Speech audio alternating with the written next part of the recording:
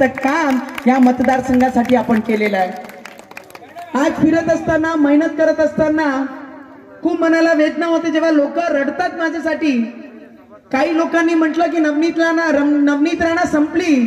अरे नवनीत राणा ना संपणारा विषय आहे, काळजी करू नका। माझ्या विरोधकांना माझं सांगणं आहे नवनीत राणा तेव्हाही तेवढी पॉवर मध्ये होती आणि आजही तेवढी ताकद ठेवून या मतदारसंघामध्ये हिंडत आहे।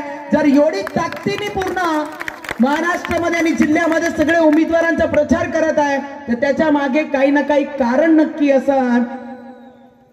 पद जाने से आदमी का विचार नहीं बदलता है, पद जाने से व्यक्ति की ताकत नहीं खत्म होती है।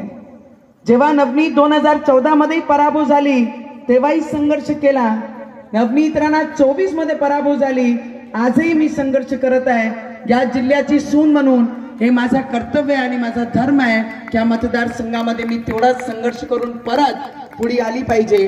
किती लोकांना वाटतं की बुंदिले साहेब हा जेन्युइन चांगला व्यक्ती आमदार म्हणून तुम्ही त्यांच्या पाठीशी उभे राहून सगळ्यांनी हात वरती करून त्यांना आशीर्वाद द्या। पाना सबको चलता है, ताकत से चलाओ पाना।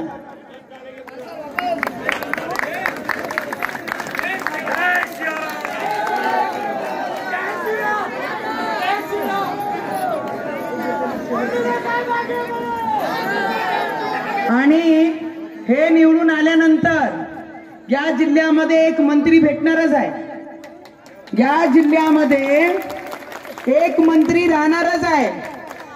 आणि या जिल्ह्याचे मंत्री जेव्हा पहिला कॅबिनेट मध्ये बसन आणि त्या कॅबिनेट मध्ये सगळ्यात पहिला तो मंत्री या जिल्ह्याचाच राहील, कोणी असो मग तो जिल्ह्याचा मंत्री जेव्हा कॅबिनेट मध्ये आमचे देवेंद्र फडणवीसजी ॲज अ मुख्यमंत्री बसन आणि त्या कॅबिनेट मध्ये सगळ्यात पहिला निर्णय जर आमची सरकार कोणती घेईल तर आमचे शेतकऱ्यांचे 7-12 हा कोरा करण्याचा काम आमची सरकार करणार आहे। कोरा, अरे शेतकरी